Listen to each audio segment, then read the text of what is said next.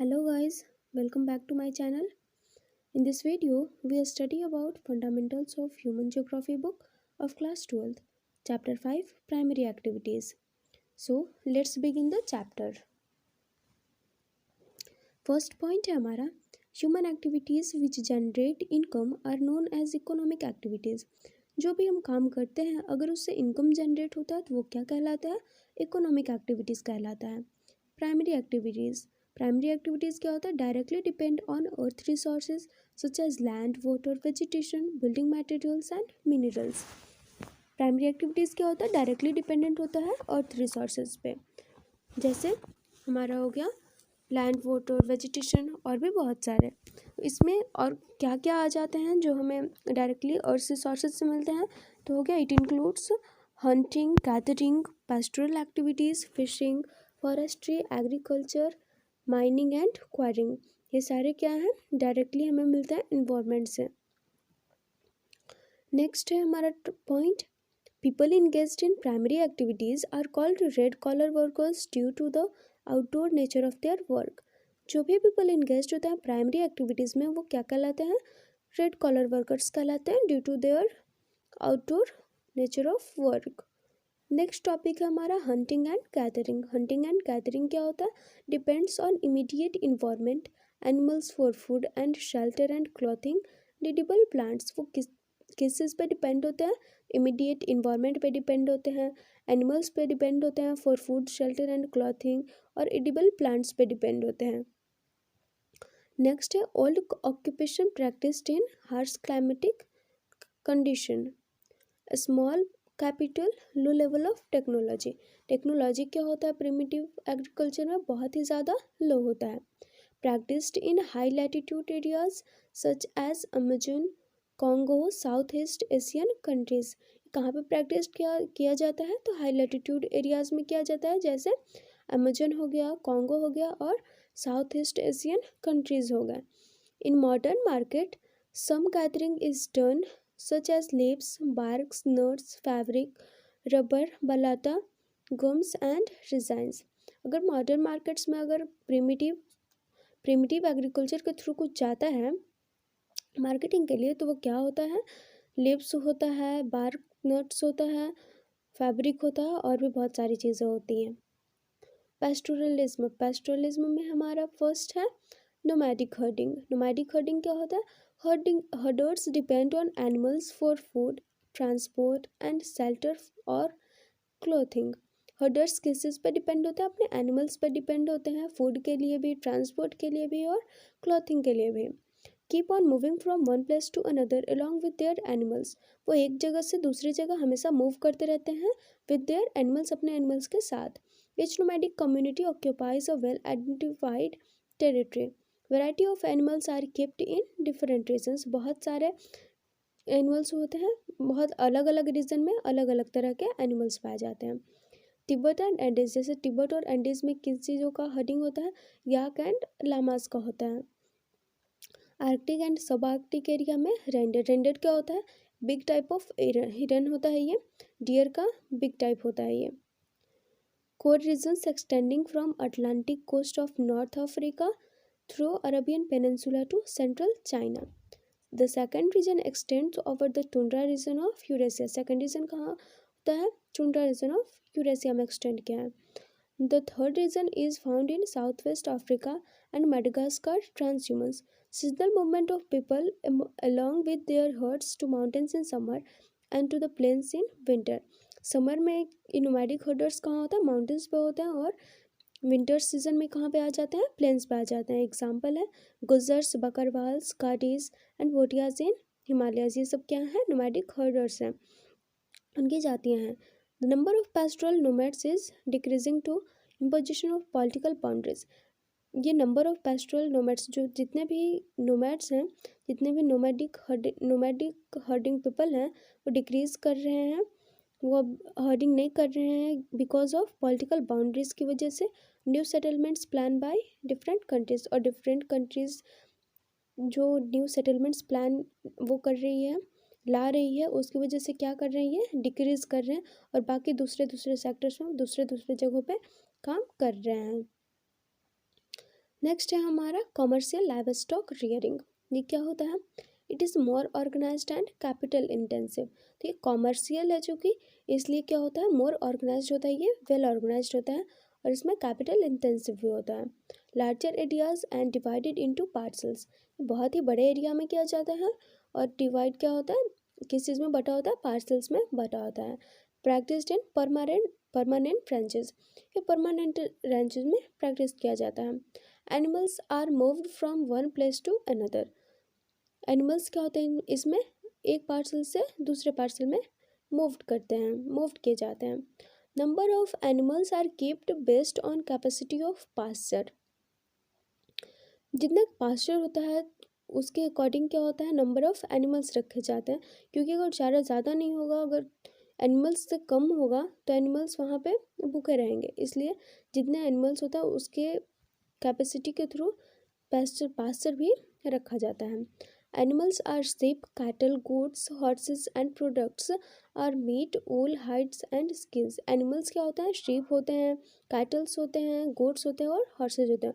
और इनसे प्रोडक्ट्स क्या मिलते हैं हमें, मीट मिलते हैं, ओल मिलते हैं, हाइड्स मिलते हैं और स्किन मिलते हैं। Practised in New Zealand, Australia, Argentina, यूरुग्वाई and USA. तो आपने देखा कि यहाँ पे जो जितने भी कंट्रीज़ हैं ये कम्प्लीटली हमें डेवलप्ड कंट्रीज़ लग रहे हैं। तो इससे हमें पता चलता है कि कॉमर्शियल फार्मिंग कहाँ पे होता है, ज़्यादा डेवलप्ड कंट्रीज़ में होता है। एग्रीकल्चर क्या है, which gives us foods and agri raw materials to the industries. जो हमें फूड्स देता है और रॉ मटेरियल्स देता है इंडस्ट्रीज़ के लिए। इसमें आता है सब्सिस्टेंस एग्रीकल्चर। इसका 2 टाइप्स होता है, primitive subsistence and intensive subsistence agriculture. तो एग्रीकल्चर में हमने पढ़ा सब्सिस्टेंस एग्रीकल्चर और इसका ये 2 टाइप्स हो गया, प्रिमिटिव और इंटेंसिव। अब हम इसके बारे में डिटेल में पढ़ने वाले हैं आगे। प्रिमिटिव सब्सिस्टेंस एग्रीकल्चर क्या होता है, also called shifting cultivation slash and burn agriculture. Primitive subsistence agriculture को ही हम क्या कहते हैं, शिफ्टिंग कल्टीवेशन कहते हैं और स्लैश एंड बर्न एग्रीकल्चर भी कहते हैं। जैसे एक जगह पे एग्रीकल्चर करने के लिए आग लगाई जाती है, वहाँ पे खेती की जाती है, फिर उसके बाद वहाँ पे जब क्रॉप्स ख़त्म होते हैं, कोई भी एक क्रॉप्स लगा दिया गया, अगर वो वहाँ पे उस क्रॉप्स का यूज़ हो गया तो उसके बाद वो क्या करते हैं, दूसरी बार वहाँ क्रॉप्स नहीं लगाते हैं, कहीं और चले जाते हैं। Practice by tribes in tropics. और ये किन लोग कौन करता है, कौन सारे लोग करते हैं, तो जो ट्राइब्स होते हैं, जो जंगलों में रहने वाले स्पेशली लोग होते हैं वही करते हैं। Land holdings are small. Land holdings क्या होता है, बहुत ही छोटा होता है, बहुत ही छोटे प्लेस में किया जाता है ये। Do not use fertilisers. ये फर्टिलाइजर्स का यूज़ नहीं करते हैं। Change the land frequently. ये अपने लैंड को क्या करते हैं, फ्रिक्वेंटली चेंज करते हैं, बहुत ही जल्दी चेंज करते हैं। जैसे क्रॉप खत्म हुआ तो उन्होंने लैंड को ही चेंज कर लिया, वो कहीं और चले जाते हैं। आफ्टर 5 years दे कम बैक अगेन। लेकिन 5 साल बाद वो वापस उसी जगह पे आते हैं जहाँ से वो जाते हैं। मतलब कि एक जगह से दूसरी जगह वो हमेशा करते रहते हैं फार्मिंग के लिए। It is called jhuming in North India, milpa in South America, ladang in Malaysia. North India में किस नाम से जाना जाता है, ये झूमिंग के नाम से जाना जाता है। और भी बहुत सारे कंट्रीज़ में ये अलग अलग नामों से जाना जाता है। इंटेंसिव सब्सिस्टेंस एग्रीकल्चर, ये क्या होता है, found in densely populated areas. वो प्रिमिटिव सब्सिस्टेंस एग्रीकल्चर तो ऐसे ही हो जाता है, एक जगह से दूसरी जगह करते करते ही कर लेते हैं। और इंटेंसिव जो है वो कहाँ पे होता है, डेंसली पॉपुलेटेड एरियाज में, जहाँ पे लोग ज़्यादा होते हैं। 2 types of intensive subsistence agriculture. अब इस टाइप से हैं, इसके बारे में हम डिटेल में पढ़ेंगे। तो प्रिमिटिव सब्सिस्टेंस और इंटेंसिव सब्सिस्टेंस में फ़र्क बहुत ही ज़्यादा दिख रहा है यहाँ पे। तो फर्स्ट आ गया हमारा dominated by weight paddy cultivation. तो यहाँ पे क्या है, पैडी कल्टीवेशन मतलब राइस कल्टीवेशन के लिए ज़्यादा है, डोमिनेंस ऑफ राइस क्रॉप के लिए ज़्यादा है ये। Land holdings are very small. Land holdings इसमें भी क्या होता है, बहुत ही छोटा होता है। Family labour is use. मतलब फैमिली में अगर जितने भी मेंबर है, अगर सिर्फ वो यूज़ किया जा रहा है तो मतलब आप समझ सकते हो कि लैंड होल्डिंग्स कितनी छोटी होगी। लेस यूज ऑफ मशीन का भी बहुत ही कम यूज़ किया जाता है, मतलब मशीन ना के बराबर इसमें यूज़ होती है। सारे काम फैमिली मेम्बर्स के थ्रू ही कर लिए जाते हैं। Manual labour is use. अगर लेबर का यूज़ करना भी हो तो वो बहुत ही कम यूज़ किया जाता है, बहुत ही छोटे मात्रा में। बहुत ही कम लेबर का यूज़ करके ये हो जाता है। अगर फैमिली मेम्बर्स में अगर कोई नहीं है, अगर कोई अकेला इंसान है, तो वो तो लेबर का यूज़ करेगा ही, लेकिन वो भी क्या होता है, बहुत ही कम में हो जाता है। Farm yard manure is used, और इसमें क्या होता है, फर्टिलाइजर्स यूज़ नहीं होते हैं। तो जो भी इसका मैन्योर होता है, जो भी काउ डंग वगैरह होता है, उसी का यूज़ करके ये कल्टीवेशन हो जाता है। Yield per unit is high but per labour is low. Per unit क्या होता है, यील्ड हाई होता है, लेकिन पर लेबर पर क्या होता है, ये लो हो जाता है। डोमिनेटेड बाय अदर क्रॉप्स क्या लगाए जाते हैं इसमें, तो ये तो कल्टीवेशन पैडी के लिए क्या था, स्पेशल था, लेकिन उसके अलावा अदर क्रॉप्स अगर कुछ आते हैं तो depends on climate, soils and other geographical factors. अगर कुछ और लगाए जाते हैं तो क्लाइमेट पे डिपेंड करता है, सॉइल पे डिपेंड करता है, और अदर ज्योग्राफिकल फैक्टर्स पे डिपेंड करता है वो कि लगाए जाएंगे कि नहीं। Mainly practised in south east Asia, ये सबसे ज़्यादा कहाँ पे प्रैक्टिस किया जाता है, तो साउथ ईस्ट एशिया में किया जाता है। Wheat, barley, soybean, sorghum is cultivated. और कौन कौन से जो हैं क्रॉप्स हैं वो कल्टिवेटेड किए जाते हैं, तो हमारा हो गया वीट, हो गया बार्ली, हो गया सोयाबीन, हो गया और सॉर्गम हो गया। In India wheat is grown in western part of Ganga plain. हमारे इंडिया में वीट कहाँ ग्रोन किया जाता है, तो western parts of Ganga plain. Ganga plain का जो वेस्टर्न पार्ट्स हैं वहाँ पे वीट उगाया जाता है। नेक्स्ट है millets are grown in western parts of south India. Millets कहाँ पे ग्रो किया जाता है, तो western part of south India. Irrigation used, irrigation यहाँ पे यूज़ किया जाता है, क्योंकि वहाँ पहले ही हमें बताया गया है कि डिपेंड करता है क्लाइमेट पे। तो अगर क्लाइमेट उतना सही नहीं होगा, अगर क्रॉप्स लग, लेकिन जब क्रॉप्स को बढ़ना हुआ और उसके लिए पानी नहीं मिल पाया, तो इरिगेशन की तो ज़रूरत पड़ेगी, तो irrigation is used. Europeans introduced plantation agriculture. Europeans जो थे उन्होंने क्या किया, प्लांटेशन एग्रीकल्चर को इंट्रोड्यूस्ड किया। हम पढ़ेंगे कि प्लांटेशन एग्रीकल्चर क्या होता है। इसका इंपॉर्टेंट क्रॉप्स हैं tea, coffee, rubber, cotton, oil palm, sugar cane, banana and pineapples. तो जितने भी ये चीज़ें हैं, जितने भी क्रॉप्स हैं, उनका नाम सुन के ही लग रहा है कि ये सारे क्या हैं, कॉमर्शियल हैं, ये सारे ट्रेड के लिए हैं, स्पेशली नॉर्मल यूज़ के लिए नहीं है। तो इसमें हमारा देखिए क्या क्या आ जाता है, टी, कॉफ़ी, रबर, कॉटन्स और भी बहुत सारी चीज़ें आ जाती हैं। Large states, capital, managerial, technical support. इसमें क्या चाहिए, लार्ज स्टेट्स चाहिए और टेक्निकल सपोर्ट भी बहुत ज़्यादा चाहिए। इसका लैंड, क्योंकि लैंड होल्स इसका क्या होता है, छोटा नहीं होता है। साइंटिफिक मेथड ऑफ कल्टीवेशन, क्या है ये, साइंटिफिक मेथड है, इसमें टेक्नोलॉजी का यूज़ बहुत ही ज़्यादा होता है, ये साइंटिफिक तरीके से किया जाता है। सिंगल क्रॉप स्पेशलाइजेशन, इसमें क्या होता है, सिंगल क्रॉप किया जाता है, सिंगल क्रॉप्स लगाए जाते हैं। जैसे अगर प्रिमिटिव एग्रीकल्चर वगैरह में देखें तो इसमें एक दो क्रॉप्स साथ में लगाए जाते हैं, लेकिन इसमें क्या है, सिंगल क्रॉप लगाया जाता है प्लांटेशन एग्रीकल्चर में। Cheap labour, good system of transport, transport का सिस्टम जो है वो गुड होना चाहिए, वहाँ से इजीली क्या होना चाहिए, ये जितनी भी चीज़ें, जितने भी क्रॉप्स हैं, ये कम्प्लीटली जब हो जाती हैं तो इनका ट्रांसपोर्ट अच्छे से हो जाना चाहिए, हो पाए ऐसी जगह पे ये लगाए जाते हैं। Export oriented, the French established cocoa and coffee in West Africa. French ने वेस्ट अफ्रीका में कौन कौन सा यूज़ किया, इस्टेब्लिश किया, कोकोआ था और कॉफ़ी था। The British set up tea gardens in India and Sri Lanka, rubber plantation in Malaysia, sugar cane and banana in West Indies. मतलब जितने भी बाहर के लोग थे, जितने भी फॉरेनर्स थे, उन्होंने कुछ ना कुछ कहीं दूसरी कंट्रीज में जाकर किया। Spanish and American introduce coconut and sugar cane in Philippines. तो यहाँ पे ये भी जो फिलीपाइंस के जो लोग हैं उन्होंने ये इंट्रोड्यूस नहीं किया, कहीं और से आकर के जो लोग थे उन्होंने यहाँ पे इंट्रोड्यूस किया, क्योंकि वहाँ पे उन्हें लैंड जो है अच्छा मिला होगा, सॉइल क्वालिटी अच्छी मिली होगी, इसलिए उन्होंने वहाँ पे ये सारी चीज़ें इंट्रोड्यूस करना शुरू किया। Dutch started sugar cane in Indonesia, coffee फर्जेंट्स are managed by British in Brazil. मतलब सारी जगह पे कोई दूसरे फॉरेनर्स ही वहाँ पे क्या करते हैं, मैनेज करते हैं इन सारी चीज़ों को। अब है next extensive commercial grain cultivation. ये क्या होता है, practised in semi arid land of mid latitudes. यहाँ पे कॉमर्शियल ग्रेन कल्टीवेशन है, तो ग्रेन में आ जाता है हमारा wheat is the main crop. इसका सबसे ज़्यादा मेन क्रॉप कौन सा है ग्रेन कल्टीवेशन का, कॉमर्शियल ग्रेन कल्टीवेशन का, तो वो है wheat. Corn, barley, oats and rye are grown.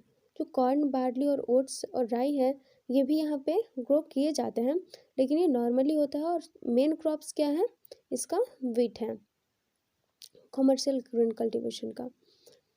Large land holdings भी क्या है? लार्ज है, क्योंकि ये कॉमर्शियल है इसलिए यहाँ पे लैंड होल्डिंग्स क्या है? लार्ज है। अगर ये कॉमर्शियल ग्रेन कल्टीवेशन नहीं होता है तो लैंड होल्डिंग्स भी क्या होता है? स्मॉल होता है। मशीन आर यूज्ड, इसमें मशीनरी भी यूज्ड होती है, मतलब टेक्नोलॉजी का हेल्प लिया जाता है। लो यील्ड पर एकड़ but high yield per person, पीछे हमने पढ़ा था कि वो जो इंटेंसिव सब्सिस्टेंस एग्रीकल्चर था वो हाई यील्ड पर एकड़ था but low yield per person था, लेकिन यहाँ पे क्या है? उल्टा हो गया, जस्ट लो यील्ड पर एकड़ है और हाई यील्ड पर पर्सन है।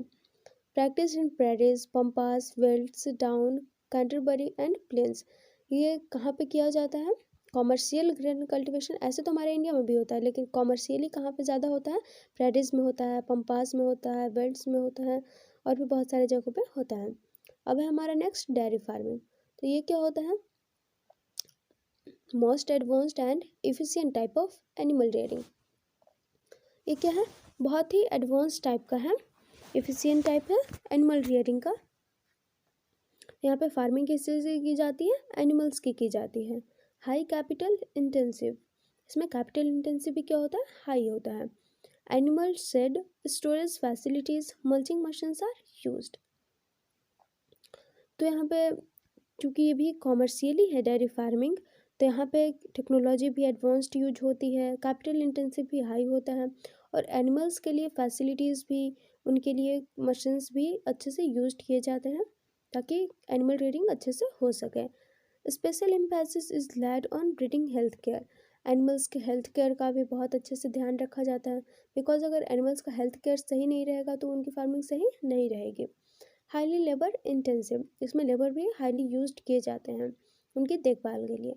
नो ऑफ सीजन, और यहाँ पे कोई भी छुट्टियाँ नहीं होती हैं, जैसे हम बाकी सारी फार्मिंग्स में देखें तो वो क्लाइमेट के अकॉर्डिंग होती है, सीज़न के अकॉर्डिंग होती है। तो जब वो नहीं होना होता है क्रॉप्स, जैसे कि अभी क्रॉप का वीट का सीज़न है तो वीट के फार्मर्स जाएंगे, और वीट का जैसे ही ख़त्म होगा सीज़न वैसे ही वो फार्मर्स चले जाएंगे, वैसे ही वो लोग लेबर्स चले जाएंगे। लेकिन यहाँ पे क्या होता है? सीजन ऑफ नहीं होता है। Practice near by urban areas and industries, development of transportation, refrigeration and pasteurisation has increase the marketing. ये कहाँ पे किया जाता है? अर्बन एरियाज़ में ज़्यादातर किया जाता है और इंडस्ट्रीज एरिया में ज़्यादातर किया जाता है। ट्रांसपोर्टेशन का डेवलपमेंट जहाँ पे हो वहाँ पे। ठीक है, तो ये हमारा पार्ट 1 ख़त्म होता है। अब हम इसके